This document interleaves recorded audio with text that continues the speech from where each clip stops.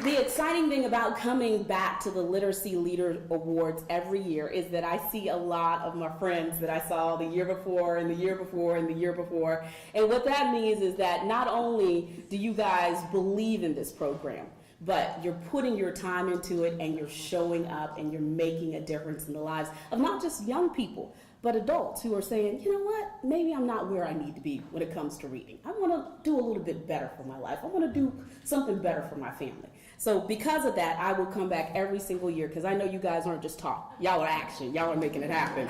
It's so important for all of us to understand the economic impact that literacy has on our entire state. And when we can understand that if we are literate and we support every person in South Carolina to reach their literacy goals, then we will have a more skilled workforce. We'll be able to attract businesses to our state, and then all of our programs will then be able to go out and reach more and more people. So I love that we all agree on that. So I'm excited about honoring the 3 honorees tonight because they are diverse and they have different backgrounds and they approach literacy sometimes in different ways. So I'd like to congratulate them all, and again, welcome. One of the really exciting things about working with this group is we get to do this and look at wonderful opportunities and people who are making a difference. And then we get to hear nominations from folks around the state who say, do you know about this one? Have you heard about this one? There's some more opportunity. And what's really, really affirming is that extraordinary things are happening all over this state. South Carolina struggles with poverty, dropout rates, obesity, economic development, but many believe the state's core problem is illiteracy. The South Carolina Humanities Council, as an organization with an effective statewide network and delivery system, plays a vital role in supporting civic and cultural literacy. For his visionary and effective leadership in bringing council resources to the support of literacy in South Carolina, Randy Akers has been selected to receive the 2012 Literacy Leader Award. Randy, please join me.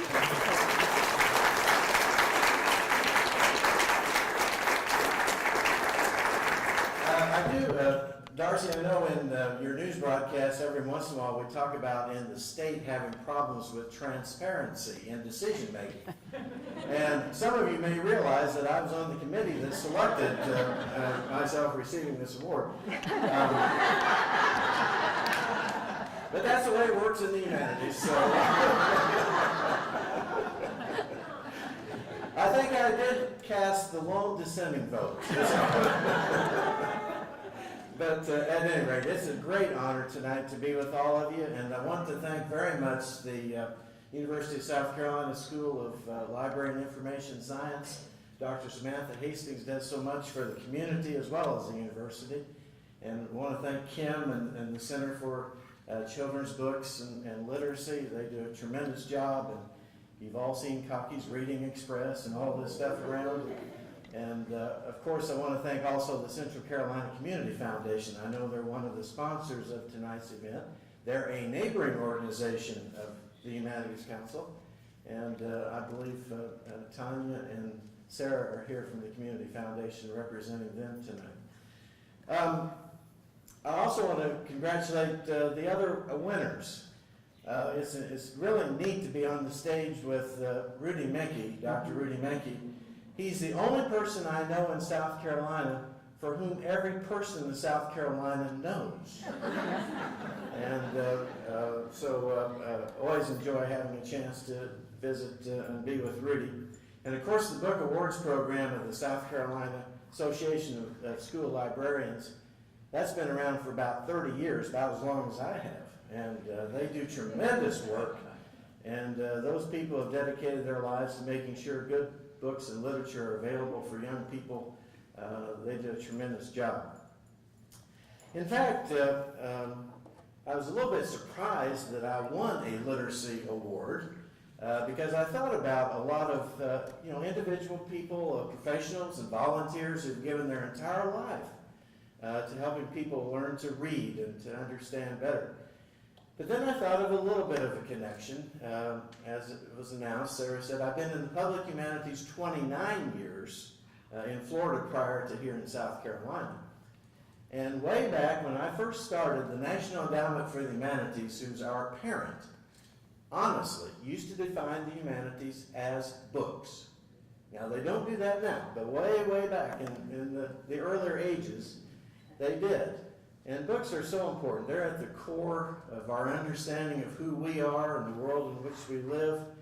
Can you imagine a world without books, not knowing the best that's been said or written or experienced in the centuries of human experience? Can you think of not having visions or ideals to guide us, or to try and understand what's important to us, and if we have a chance to improve our own lives? Books to me are at the heart of everything. Can you imagine, stories and ideas and words? They take us to places that we don't always get to go, and they allow us to meet people that we don't always get to meet. So books are extremely, extremely important. I wouldn't be standing here if I hadn't learned how to read and enjoy books. I was fortunate to have parents and grandparents who fostered that love of reading in me. I remember they used to tell stories, and I know I did it, but they used to tell stories when I was about 3 or 4 years old. I'd take a little bitty Bible out of the house and go out in the backyard and stand on a stump and preach. There's some people in this room tonight who say I still do that. But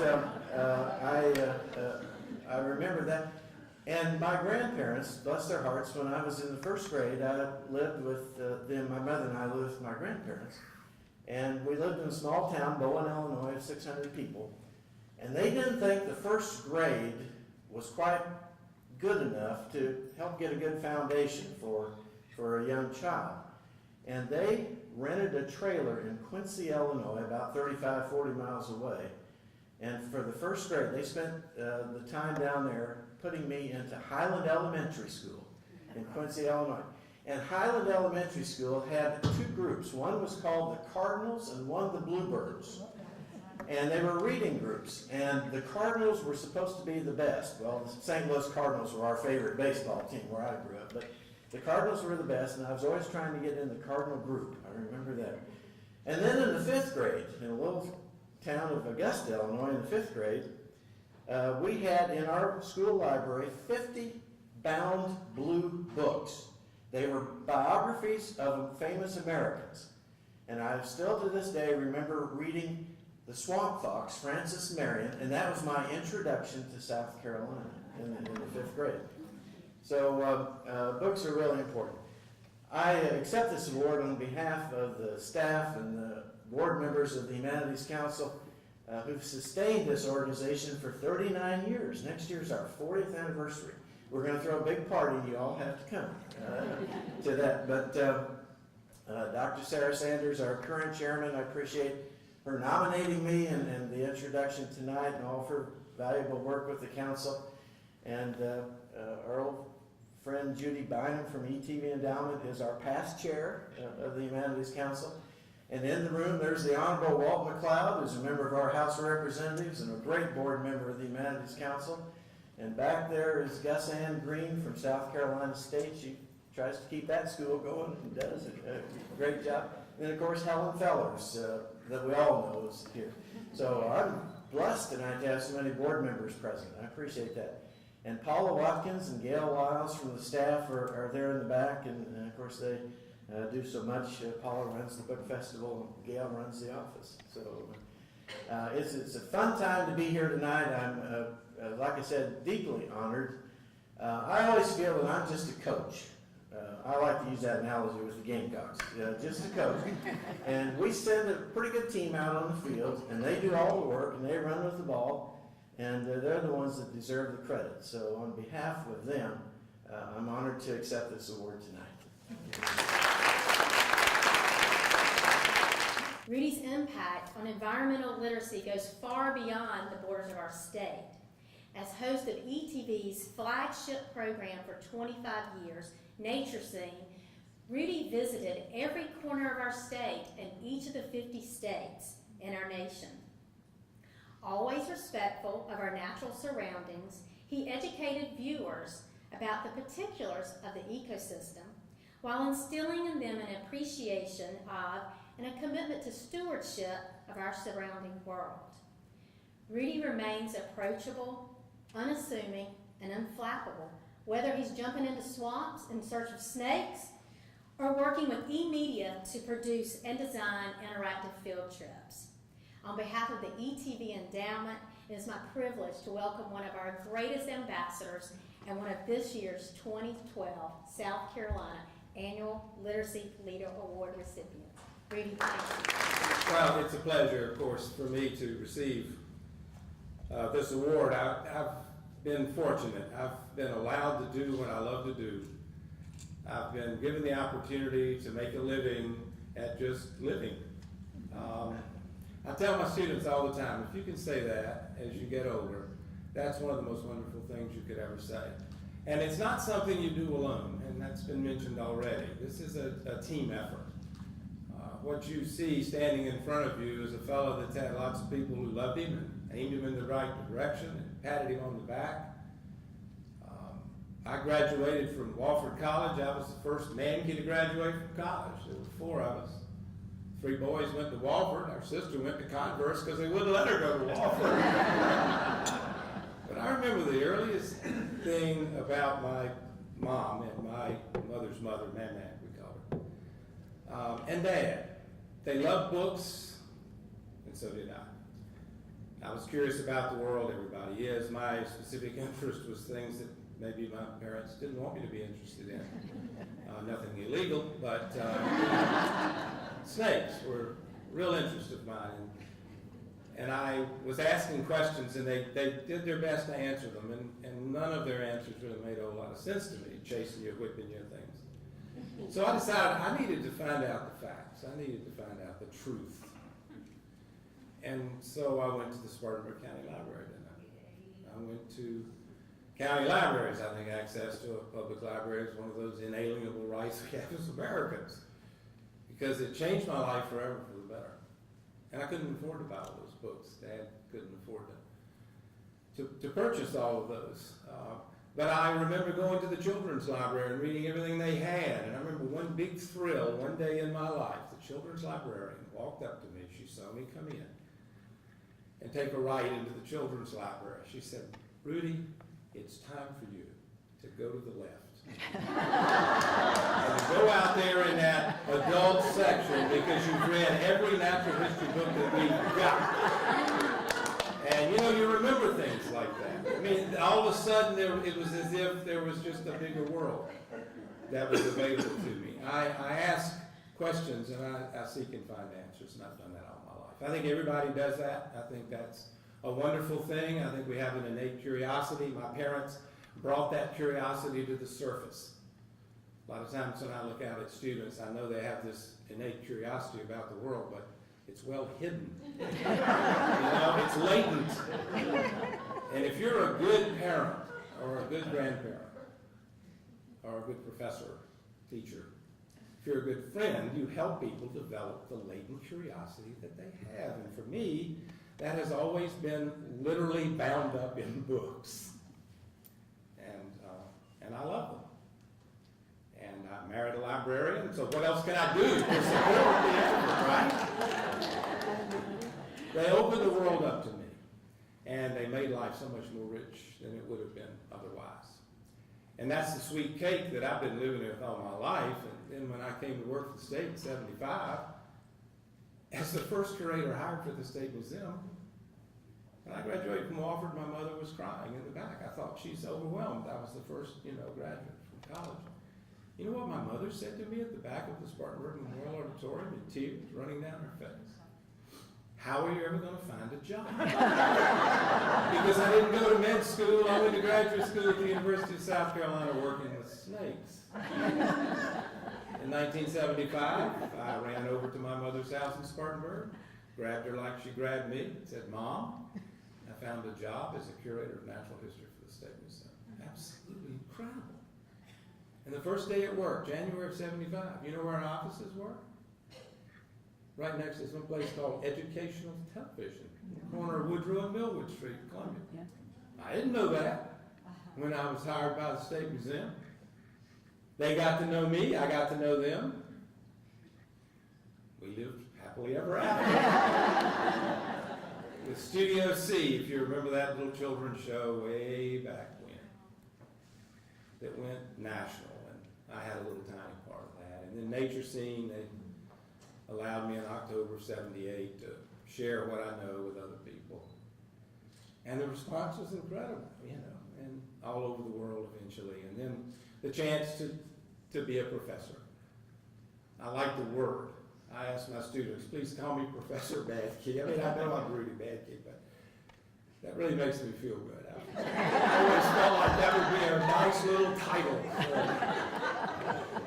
And this professor is still the little kid, you know, that grew up in Spartanburg. I'm learning. I know more now than I did last week. When I don't know something, I admit it. But I strive to learn and be better next week than I was before. Awards like this, and anyone who ever receives an award realizes that this is just one of those things that happen. It is icing on the cake. It makes life wonderful. I was taught that I was supposed to live this life so I would at least leave this world in as good a shape as I found it. And then there was this pregnant pause, and then my parents would always say, and if you can make it better, you make it better. I'm going to leave it at least in as good a shape as I found it. And when you give a little star like this to somebody, you actually give them this sneaking suspicion, it's just a suspicion, that maybe they've left it in better shape than they found it. And I think everybody who is getting an award like this should be proud of the fact that they've made that kind of positive difference. One person can make a difference, you're supposed to do. But I learned through living that if you get a group of people that are working for the same goal, if you're lucky, you can make magic. And I think that's why we're here tonight, to remind ourselves that that magic is something we're all involved with. It's terribly important. Let's keep up the good work. Thanks, everybody. And so, having served on one of the very first Children's Book Award committees, and now having the great opportunity to promote and encourage participation in my school district, I'm really most pleased that this evening, this program is being recognized here before you this evening.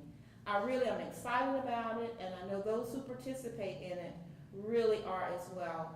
Because what can be more powerful, as our other speakers have said, than bringing our students in touch with information? On so many levels, Kim, as you said, literacy is so much broader and so much deeper than we would have thought years ago. And so through this program, we're able to touch the lives of many, many children, many families across our state. And it is my great pleasure to present this award this evening to the South Carolina Association of School Librarians to be recognized for the South Carolina Book Award program. On behalf of the South Carolina Association of School Librarians and the South Carolina Book Award Program, on the many, many students, teachers, yes, teachers, parents, librarians, school and public, who work tirelessly reading, as I just said, hundreds of books to put together the best 20 books for both for picture, children's, junior, and young adults. This is validation for their work and for the supporting of student reading across the state, not just schools, but across the state. Any child is welcome to participate and vote. So I just want to say thank you. Wow. You know, you think that things can't get better. You know, sometimes it's so difficult with everything that we face, particularly when I hear the rhetoric around the budget cuts and wanting to undermine what I consider to be the greatest things that we do. And then I get to have a treat like this, an evening filled with festivities and celebrations of what I think are some of the greatest leaders in the field. So thank you all for being here with us. I'm not going to stand between you and the pedophiles, but I do want to just say thank you, Darci. Thank you, the All Nominations Committee and the fabulous Bobbi Kennedy. You're not off the hook. Nate Barber, I'm glad you didn't check in and leave. We count on you every year to bring your sage advice. These awards are part of an effort to eliminate illiteracy in South Carolina. The larger piece of it is a program called Literacy 2030. And the Central Carolina Foundation has worked tirelessly. I thank them for their support tonight. But in reality, it takes a whole lot more than the people in this room to make this goal to eliminate illiteracy in South Carolina. So keep it on your minds. You know, Carolyn Delton, and thank you, Carolyn, she had to go, but thank her for the lovely evening, keeps telling me, you know, that I'm shameless. You know, because I'll recruit out of the grocery store line, you know? And the little step stool that you preach from, right? I just carry one around with me because I absolutely believe that without a literate society, we have no hope. With the knowledge economy growing like it grows and the influence of knowledge industry-based businesses, South Carolina can't afford not to be the smartest state in the nation. So I will close with that. I thank you all so much for being here. Let's go eat some more petit fours and have another little tipple. And I look forward to next year. Thank you very, very much.